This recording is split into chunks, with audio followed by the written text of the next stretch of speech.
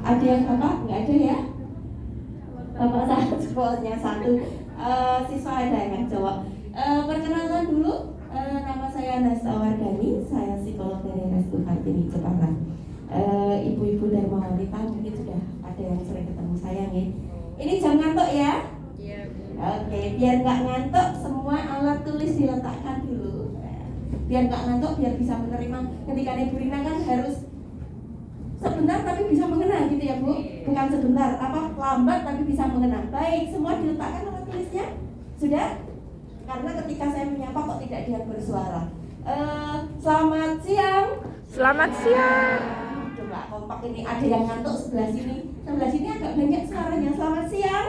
Siang. Oke, sekarang biar nggak ngantuk, kalau saya bilang selamat siang dijawabnya selamat siang sambil tepuk tangan 2 kali, ya? Oke? Ya, bisa ya? Oke, selamat siang. Selamat siang. Oh, gini 2 kali saja ya. Tahu ya, 2 kali itu seperti ini ya. Selamat siang, selamat siang. Gitu ya, cuma 2 kali saja. Selamat siang. Selamat siang. Oke, sekarang nggak usah pakai suara deh. Kalau pakai suara kayaknya belepotan. Pakai tepuk tangan saja. Selamat siang. Oke, selamat pagi. Tepuknya 3 kali. Selamat pagi. Oke, kalau selamat sore tepuknya 1 kali. Selamat sore.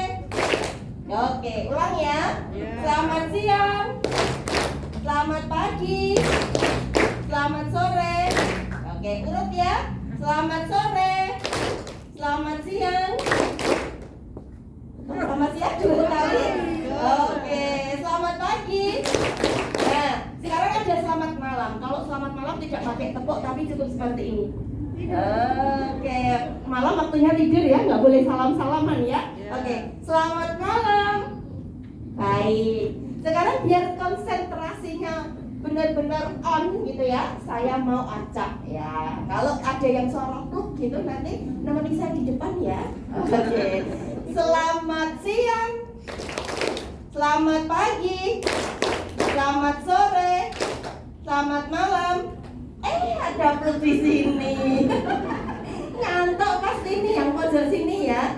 Baik, saya ulang. Selamat pagi, selamat sore, selamat siang, selamat pagi, selamat malam. Di sana masih ada suara pluk. Sampai saya nggak dengar suara pluk ketika saya bilang selamat malam ya. Selamat pagi, selamat sore, selamat pagi, selamat siang, selamat malam. Masih juga ada suara pluk. Saya ulang lagi deh. Oke, selamat malam. Malam sudah salah. Selamat malam langsung pluk. Selamat pagi, selamat siang, selamat sore, selamat siang, selamat malam. Masih ulang pokoknya sampai nggak ada suara pluk untuk selamat malam. Oke, selamat malam. Oke, selamat pagi, selamat sore, selamat siang, selamat sore, selamat malam. Baik, tepuk tangan buat semua. Baik, perkenalan sudah. Kemudian saya mau mengisi materi perilaku remaja dalam pencegahan stunting. Stunting tadi sudah ya dijelaskan. Atau ada yang bertanya mengenai perkenalan? Adik-adik barangkali bertanya, yang cowok Bu punya anak cewek enggak gitu? Atau yang cewek tanya Bu punya anak cowok enggak? Malu-malu kayaknya ya adik-adiknya ya. Baik. Oke, kalau nggak ada pertanyaan saya lanjutkan. Perilaku remaja dalam mencegah stunting. Oke, next.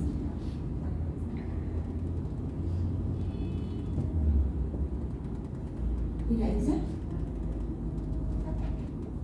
Nggak bisa? Jalan? Loh. Baik, stunting tadi sudah dijelaskan sama narasumber yang pertama siapa? Pak Agus nih. Pak Agus. Ya. Nah, oke. Cegah stunting sebelum genting ya. Genting itu apa? Buat adik-adik nih ya. Genting itu apa? Situasi yang sulit. Situasi bahaya. Sulit. Nggak ada yang menjawab atap ya? Nggak ada ya? Baik. Berarti semua paham ya, genting adalah situasi yang Ya, mengkhawatirkan. membahayakan. Baik, berikutnya. Bisa bergerak. Oke. Stunting, kita refreshing tadi yang sudah disampaikan Pak Agus. Stunting merupakan masalah kesehatan masyarakat, terutama di Indonesia, karena stunting bukan hanya berarti anak lebih pendek. Oke, saya ingin adik-adik yang semua adik-adik bukan ibu-ibu berdiri semua adik-adik, berdiri sebentar. Oke. Tinggi-tinggi ya, tinggi-tinggi ya. Oke, ternyata semua tidak ada yang stunting di sini. Kalau dilihat dari kriteria, tidak hanya lebih pendek dari anak seusianya ya, tidak ada yang di bawah 1 meter ya, nggak ada. Baik, duduk silahkan ya. Stunting tapi tidak hanya sekedar tinggi badan. Tinggi badan itu artinya ketika kalian usia berapa ya rata-rata SMA? 16, oke, 15, 17 ya. Oke. Anak lebih pendek daripada anak seusianya, tetapi anak yang stunting mengalami perkembangan kognitif yang juga terhambat. Kognitif atau perkembangan, sebenarnya bahasa bakunya itu otak ya. Tapi karena saya pengen memperhalus sekarang, otak itu lebih kecerdasan yang dengan otak itu lebih dibahasakan dengan ilmiah ke kognitif. Ya. Oke. Ada yang pernah tes IQ? Ada ya. Oke. Berapa nak?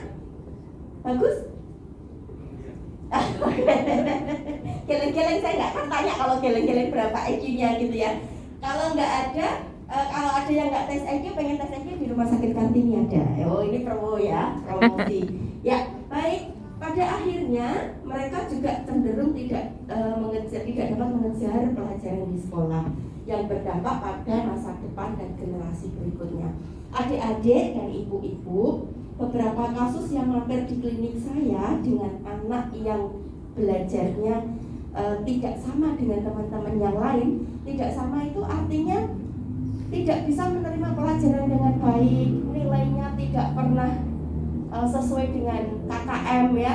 Kemudian untuk konsentrasinya susah, sering tidur, ketika ada masalah tidak dapat menyelesaikan masalah.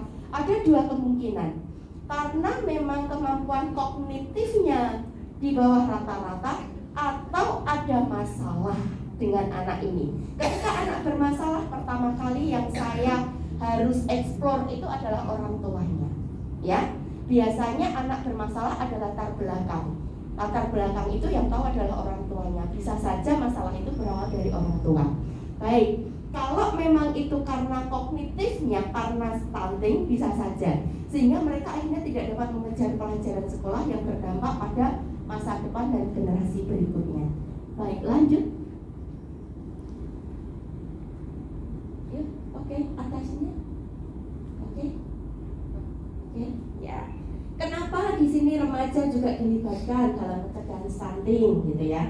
Sebenarnya stunting itu, ini ada Bu Dokter ini. Ibu, stunting itu khusus untuk anak kecil atau remaja juga bisa kena stunting? Kalau stuntingnya ya sejak kecil ya tentunya. Ya, sejak kecil bahkan mungkin sejak lahir ya. Disebabkan karena remaja dilibatkan itu adalah remaja itu agen atau calon orang tua nantinya, ya toh? Ada nggak yang ditanya cita-citamu pengen jadi apa gitu? Ada yang jawab pengen jadi mantan gitu nggak? Nggak ya? Oke. Cita-cita itu adalah sesuatu yang ingin diraih. Kalau jadi mantan itu pasti ya, semua orang pasti nanti akan punya jodoh dan menikah gitu ya. Kemudian karena orang tua, calon orang tua, remaja itu calon orang tua nantinya memiliki peranan penting dalam pencegahan stunting, sehingga perlu diberikan pengetahuan yang benar kenapa stunting itu bisa muncul dan biar bisa ikut mencegah ya. Secara ini gizi, kekurangan gizi terjadi bukan hanya pada anak lahir tetapi juga sudah dalam kandungan. Remaja sebagai calon ibu perlu tahu pola asupan yang harus dikonsumsi ibu ketika nanti hamil, dan itu harus dipunyai ketika sejak kalian remaja. Kenapa sih gizi itu penting? Coba saya tanya, ada yang diet enggak remaja? Ada yang diet ya? Enggak. Biasanya kalau disuruh makan ibu-ibu, remajanya disuruh makan agak angel ya. Kenapa Bu biasanya? Takut gemuk, oke. Kenapa Bu? Takut gemuk. Nek anak saya tuh kok nasinya dikurangi gitu Bu. Heeh. Proteinnya tidak. Itu Oke. baik apa enggak? Oke, nanti kita bahas ya, ditanya jawab. Jadi nasinya dikurangi, proteinnya tidak, ya. Itu berarti mungkin kan dia punya tujuan supaya mungkin mengurangi berat badan gitu ya. Ya, jadi kadang susah disuruh makan. Kalau anak saya SMA kelas 1 cowok, dia misalnya habis beraktivitas berat, saya suruh makan, dia makan kenyang. Lah nggak makan apa-apa kok kenyang sih. Dek, kamu tahu kenyang iyalah nggak sih Dek? Saya sering ditanya gitu ya. Kadang remaja sering lupa kalau sebenarnya nggak makan seharian karena aktivitasnya padat sehingga nggak makan gitu ya. Pagi jarang sarapan. Siapa yang kalau pagi nggak pernah sarapan? Angkat tangan. Oke, 1 jujur. Oke, 1. Lainnya kalau pagi sarapan 2, 3. Ada lagi yang 4, 5, 6. Oke, ada lagi 7, 8. Ada lagi? Bukan remaja. Baik. Itu salah satu pola gizi yang tidak benar kalau pagi nggak pernah sarapan. Karena apa? Ada yang ibu guru di sini? Ada? Ada ya mestinya. Untuk belajar, untuk berpikir biasanya apa yang dibutuhkan? Asupan gizi. Oke. Kalau tidak ada asupan gizi yang masuk ketika pagi, anak saya mah biasa Bu, nggak pernah makan. Itu adalah kebiasaan yang salah. Yang salah anaknya atau ibunya? Ibunya. Nah, jadi jangan takut adik-adik kalau nggak sarapan yang disalahkan anaknya, enggak. Bu Ana menyalahkan ibunya, ya. Betul. Kalau anak sudah nggak mau sarapan, ya sudah nggak apa-apa, biasanya gitu ya. Nah, sarapan itu wajib. Di rumahnya Bu Ana sarapan itu wajib. Ya, wajib karena apa? Ketika kalian berpikir tidak ada asupan yang masuk, maka tidak akan bisa menerima pelajaran dengan baik, gangguan konsentrasi, bisa loh gangguan emosi. Ada iklan Aqua ya. Kalau kurang minum juga nggak bisa berpikir, kurang makan juga nggak bisa berpikir, ya kan? Nah, kenapa gizi itu atau asupan itu penting, ya? Kemudian berikutnya, nah perilaku remaja dalam mencegah stunting yaitu menjaga kebiasaan pola makan dan asupan gizi. Dari kebiasaan makan yang kurang baik seperti melewatkan sarapan atau makan malam biar langsing, kalau malam nggak usah makan, ya toh?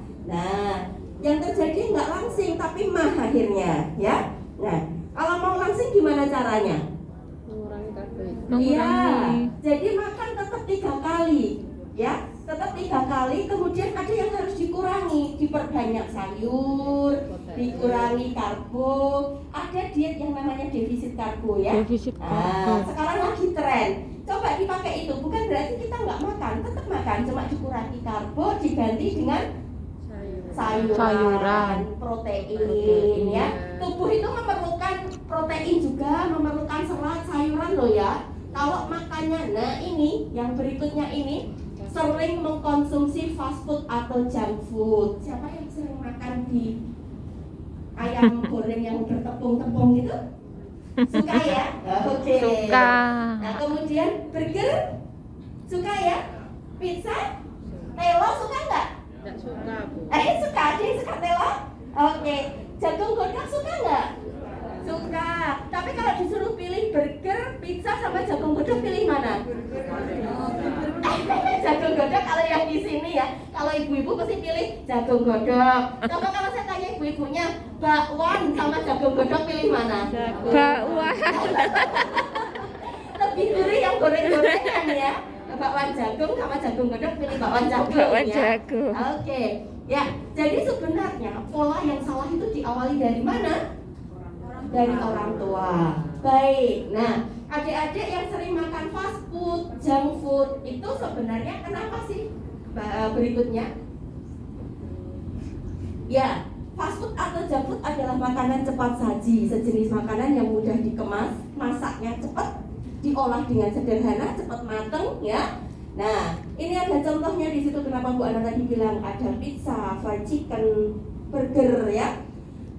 Kebanyakan itu makanan junk food itu atau fast food banyak mengandung kalori, lemak, garam, gula yang berlebihan loh ya.